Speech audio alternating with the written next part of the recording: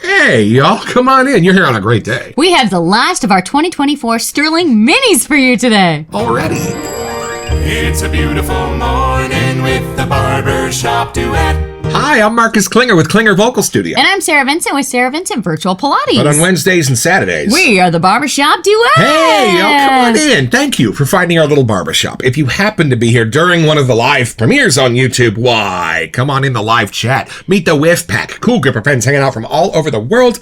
They'd love to meet you too. And for our mention today, constant viewers will know that I have recently discovered FabledBeardCo.com. Well, they have a women's line under FableBeauty.com, and Sarah picked this up. So this is their shave oil, which you can actually shave with, but we have all of these wonderful products that we use in our house, so I just use it more for post-shave. Here are the scent notes for Rosie: bold pomegranate, fragrant blackberries, and creamy sandalwood. And this is honoring Rosie the Riveter, which was the rallying cry for all of the females who took over the Kaiser shipyards when all of the guys were shipped overseas during World War II and did an amazing job of actually building battleships. Sarah, her mom, and Lainey took place not far from here in the world's biggest Rosie the Riveter convention. There were thousands of people dressed just like Rosie, and it was amazing. I do actually really enjoy having this, especially in the drier times of year. My skin soaked this up, so it doesn't leave like a greasy feel or anything after, and the whiffs of it that I get are very enjoyable, I have to admit. And y'all, for our soap today, every year on Black Friday, Stirling Soap Company releases 7, 8, or 9 small 3-ounce soaps so that we can all get our noses on it and help them decide which ones are going to graduate into full-size sets someday. And we are still playing a tiny bit of catch-up from 2024. I know. Let's meet it.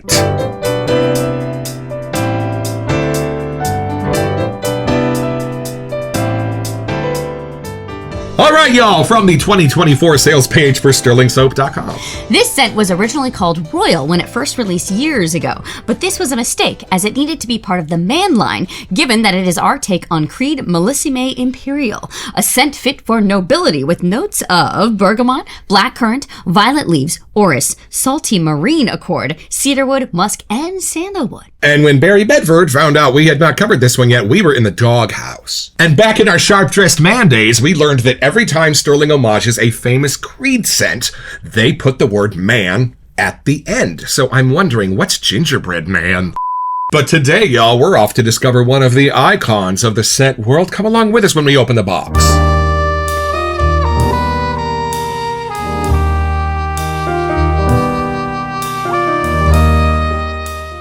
The last man in the box! Oh, this box looks like a haunted house with one thing left roaming around in it. There it is. Y'all, noble man. But the other thing that we get to explore today is the longevity of our shaving soaps, because this has been in this box on our piano for 2 years. Y'all, so when we open this, you're going to be quite amazed to see that it looks identical to the soaps that you buy today that were made last month. Maybe the tape got stronger. I think it did. It's very noble. And there we are, y'all, in a 2-ounce size, so you can really get your nose under the scent and come along with us for a first impression.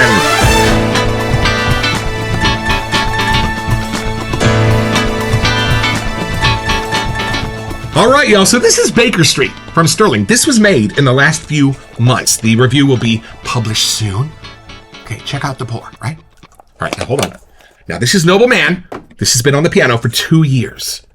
This is what it looks like. Are you kidding me? Still beautiful, still malleable in the tub. And here comes the first impression.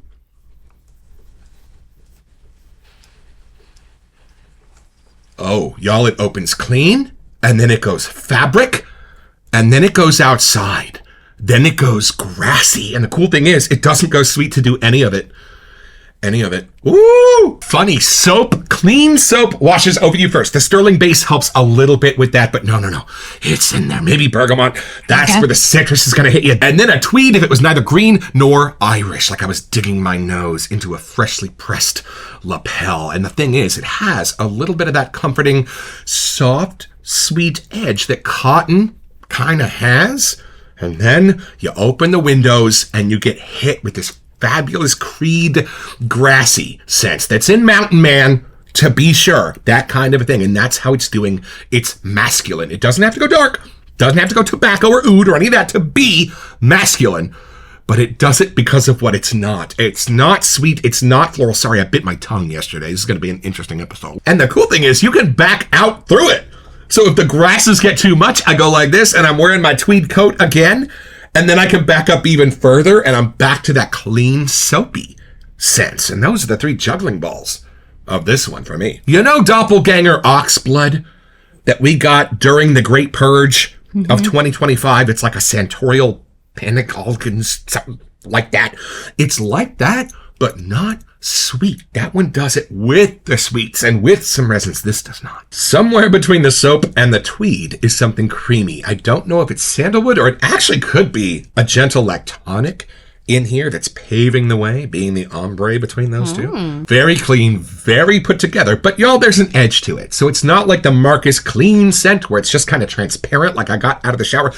No, it's definitely got an edge to it where your nose is going to stand up and take notice. But under that, it is that beautiful, clean sense of being put together and kind of wearing really expensive clothes. This guy wears a watch.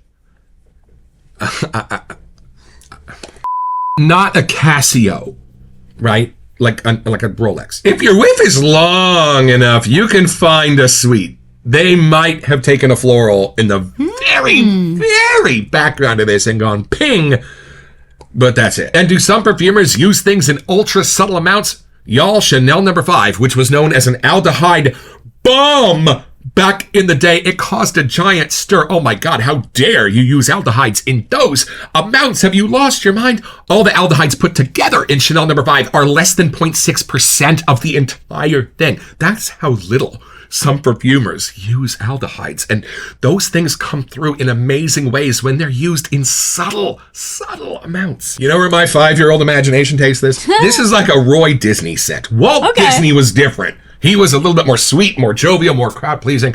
Roy was more of the businessman, a little bit more subdued, a little bit more in the traditional lane of things, but definitely friendly and kind. That's this. I love how it takes the sense of indoor, soap, tweed, outdoor, because that grassy sense, once you hit it, has a way of coming back and giving everything else in this a giant hug, like it never really leaves those other 2 senses. And I was going to say like attorney or banker or something like that, but you know what?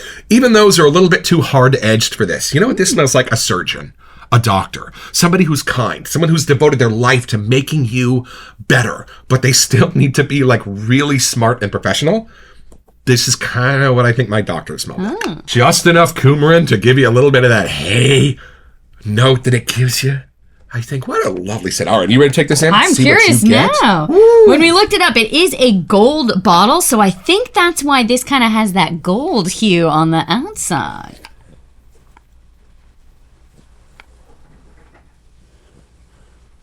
She spun the top. It's a good sign.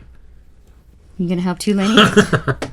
I get the green side now. At first I was like, I'm not sure how he's getting that, but I had to keep whiffing, and then that came through. Okay, there is like a brisk citrus, not a sweet citrus, but that brings you in.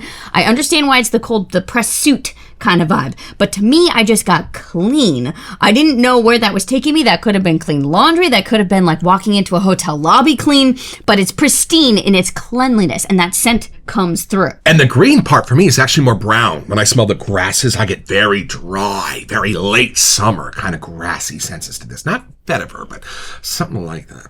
It is just more that outdoor whiff. Like you did open a window. I don't even actually fully get grass or trees or what they are, but it is that fresh breeze kind of coming in. And I think there was a salty marine accord or something. Right. I'm not quite getting aquatic, but I think that's adding the fresh airness that's coming through. Right. Yeah, nothing from like their Virgin Island water kind of aquatic is in this. It's the absolute other side. Not an ocean, maybe a lake. Maybe a pond. It's not an in-your-face scent. I think whoever's wearing this, it will blend well with your personality. Yeah. It's not some of the other Creed line where I feel like it kind of comes out swinging. This is a more quiet one of their line in a fun way. I did read that it came out in 1995, so I think I was expecting it to be a little bit more of an in-your-face scent, but this isn't. This is that quiet observer, businessman-ish kind of just watching the lay of the land to figure out the next move. Somehow that's coming through here. Aventus comes out swinging. I'm still still on the floor. Am I right? I do get a very, everyday scent from this as well. I don't think it has to be a specific season or time, where some colognes really push for that style coming through. Right. I get a fresh air vibe, so maybe more spring, maybe approaching summer, but even parts of fall, I feel like you could reach for something. It's not too sweet. It's not too citrusy. The lanes I could put it in, it almost approaches more of the Cologne Barbershop clean sides than it would anything else, I think. And I think the reason it'd be a great signature scent is nothing in this is too loud or bossy. It's like listening to Coltrane do Giant Steps, not Ethel Merman sing Silent Night. That's rough. Silent Night! I know you were trying to figure out what could be creating an almost floral, but not. And I think my brain just remembered it was Violet Leaf was one of them. And it kind of makes sense now, because there's a spin on the charm, and it doesn't quite go green. Right. And I think that's how they're doing it. It's just a strategic choice in these scent notes. It is clean. It is that middle ground scent. It doesn't go too deep. It doesn't go too bright. And it just kind of flows with the wind. So I feel like that kind of comes through, and it's got to be part of how the Violet Leaf and the marine note or whatever we read, something in there. It doesn't go to where the stereotypical aquatic-y thing goes, or floral, but I kind of like how it rides that line. I do get a tiny wisp of salt in this. Not like marine botanicals or anything like Aqua de Bora. No, get that out of your head. But I do get a tiny, dry sense of a sea salt in there. You getting that? I'm just getting a fresh air vibe. I mean, we would live pretty close to the ocean, so maybe my brain doesn't even associate that could be a thing. But I like the fresh, clean air, meeting the fresh, clean suit kind of a vibe. Will at Barrister and Mann suggested an ingredient that I got from Perfumer's Apprentice. He said, use it at 1%. And it is an amazing representation of sea salt, but don't turn it up. And I was like, what happens if you turn it up past 1%? He goes, corn on the cob, clearly. I'm actually really looking forward to the splash, because I think the nuance might come through once we use a little splash action, but that is kind of the best part of getting these little guys, is that it comes with a little friend. And first, we get to build you a lather. Look at the scent notes. All right, y'all, from the sales page at stirlingsoap.com, a scent for nobility with notes of bergamot, black currant, and violet leaves. Hold on, look for the currant. I'm not really finding that in there. I'm used to the currant that's in Harvest Moon from PAA up against the tobacco. I'm not getting it like that in here. It's not pulling the scent in a darker lane like I thought it would, or in a sweeter lane. But again, maybe in the splash, it might wake up a little bit more. And the violet leaves, exactly as you mentioned, kind of the way they're used in a barbershop, and I think that's why they're up against Oris, and that's how it's getting not sweet. Yep. It's brilliant. Think Le Corsair from Zingari was Oris. All right, Salty Marine Accord. It is not how I was expecting it, but I really like how it's working between the rest of the scent notes. This smells less like salty marine stuff and more like an actual salty marine. Cedarwood, that I can buy 100%. That's, believe it or not, as sweet as this gets. Think of the sweet from your number 2 pencil. That's as sweet as this gets in here, but it's beautiful the way it's being used naturally. But it also adds to the natural cleans. And then having that next to musk and sandalwood, all three of those just have that nice, gentle, but clean side. And how many abalone had to die to make that beautiful KUN bowl? Just a few, but it was worth it. Look at these colors. How could I not pick this one? Speaking of salty marine notes, there you go. And I'm just going to take about an almond size of that and put it down here into the loving octopus arms, as Melinda says, of this KUN bowl. She's coming over tomorrow to shoot The Novelist. Stay tuned. Oh, and I just heard Jerry Plessy go to pick up the phone to call us. No, we do rinse this out every few episodes for sure. And then this is my Stirling brush. I love how soft this knot is on this one. Taking my dry brush over here to the soapy side of the bowl, going one side and starting to go the other direction. I just realized I'm doing this with my left hand. This might get comical. Trying to get the soap up onto all the little grooves here, and then I'm going to turn my brush and keep going. That's what the nice thing is with these bowls, is it really helps get out of these little divots as you're going. I have noticed as I edit that I smell the soap with the lid in my right hand, like normal people. Sarah holds the soap with the lid in her left hand, like a serial killer. How do you do it? Which one of us is clearly wrong? I think I like to keep the precious soap in my right hand because I trust that one more, maybe. I don't know. All right, I'm going to add a little water into the soap here and start working it into the lather. We like to build our lather until all the soap is up from the bottom of the bowl, if you can. If it's getting stingy, add a bit more water, but drops. Like, y'all, when I don't have the bougie sprayer in the bathroom, I just put a little bit of water into my palm and then, like, just drip it into the bowl. Drops. 2-year-old soap still making a 5-star lather, y'all. In fact, I do have it from good authority from Mandy from Stirling Soap. They do put 6 ounces of soap in this. They just put 5.8 ounces on the label for when a little bit of the water evaporates inevitably. They won't get angry litters. All right, see how I did on the lather over here. Sweetheart, she is our lather queen. You and Lathered Yeti. I'm saying it is such a trusty lather, and it's where value meets quality. The big size is still under $15. I know we rarely talk about price here on this show, but credit where credit is due. These are like $8, $9 on Black Friday, something like that. Rod is also narrowing in on the final version of his antiperspirant and deodorant, thanks to a lot of you who got the samples and helped him out with feedback. All right, this is something we'll only find here on the Barbershop Duet. This is the How Noble Is Your Man with On 3. 1, 2. This guy's incredibly noble. This almost smells smoky. Whoa, like frankincense-y, olabanami, smoky. Smell that. Hold on. Yeah, is it the orris? Something is like a kind of peppery kind of thing. Maybe. That orris is a mysterious root. It's wild. There's about 20% more going on in there than in here. Absolutely. Hold on, I need that again. And y'all, we were watching our Double Y channel the other day, spending some time with a friend who left this world way too early. Thank goodness they're all still up there. His smile will get you through the day. But we don't do shaving here in the Barbershop Duet. We thought you might like to see what this lather looks like as it coats and covers our dog. Would you like to try some? I will. Look at that. Oh, it's lovely. Oh, it's a lovely intensity on the face. You know, it leans masculine, of course. It's in the Noble Man series, but I have to say, it's not too cologne-y that I wouldn't reach for this. It just has a really clean, nice side to this. This is like the least feminine creed I can imagine, but wait a minute, let me think about this for a second. Who would this be at home on in the female persuasion? It just feels like I left a super fancy spa. Like Martha Stewart. Oh, Somebody maybe. that's been out in the garden all morning, right? At least how it's coming across on the soap. That could change when we get to the splash. Usually I change my mind. It's while she's hanging out with Snoop. That's why I got mine. Okay, put them together and this is it. All right, y'all, come along with us. We're going to open this splash and take this down a little bit deeper.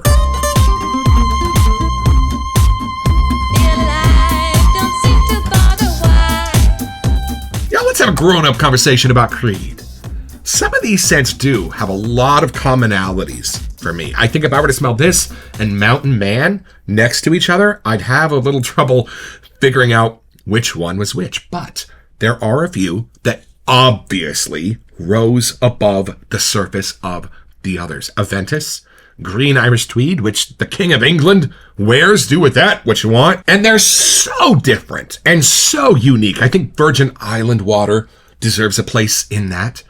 But the others really have a common base to them of this like herby, grassy, dapper, masculine spice thing that then have a few flanker fireworks thrown up into the top notes for variation. For me, this kind of goes in that lane. But to me, this one's a little more subtle. It's not screaming cologne house. Right. I can tell it's meant to be a cologne, but it isn't like an in-your-face thing about it. Even like Lady in White has some of this in the Creed things for women, I think, too. All right, y'all, here we go. You ready to smell like this all the way to Grandma's? I think so. All right, let's see, a little bit of something. Watch out, Lynn. You're going to get some on you. Whoa! Oh, something I Yetis come out forgot. faster. How fast these come out. I'm sorry. Surprise, Now a little Grandma's extra. going to smell like that, too.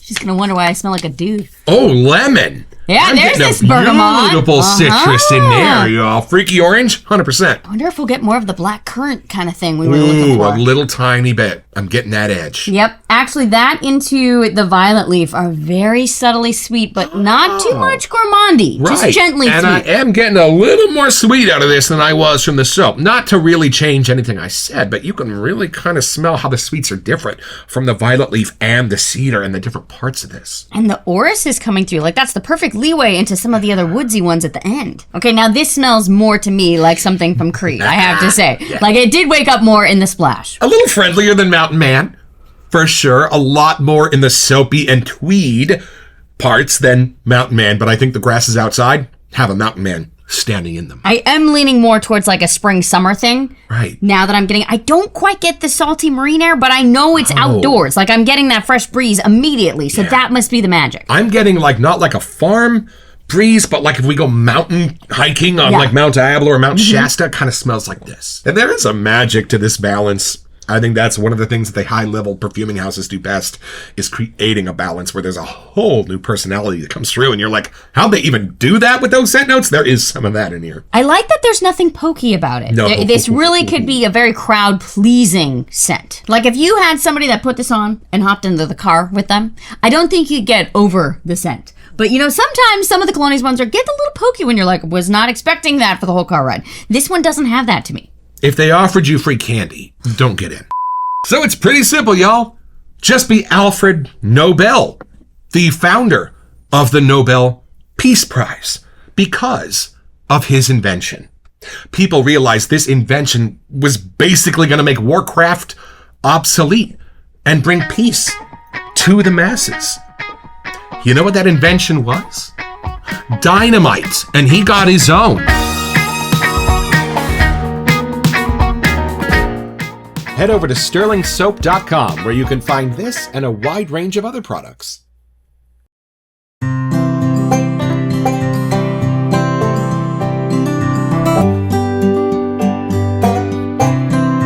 Well, y'all, I have had my shave with Noble Man, and a little bit grassier and herbier than I would normally reach for in a shave, except it's got that fabulous Creed-inspired balance, and we just lost Olivier Creed off to points unknown a few weeks ago.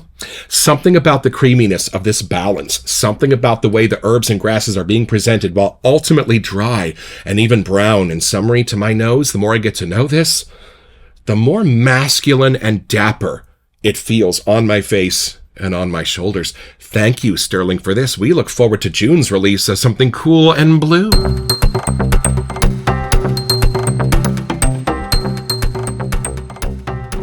Hey, welcome to Messages. So for our June giveaway, we wanted to give you a chance to get $25 to Zingari Man. Yeah, y'all, and all you have to do to be eligible for this giveaway is send us an email here to WeSentYou@theBarbershopDuet.com so we can get back to you. It's the only way we communicate about our giveaways, and then check back on our first July episode to see if you are our lucky winner. Best of luck.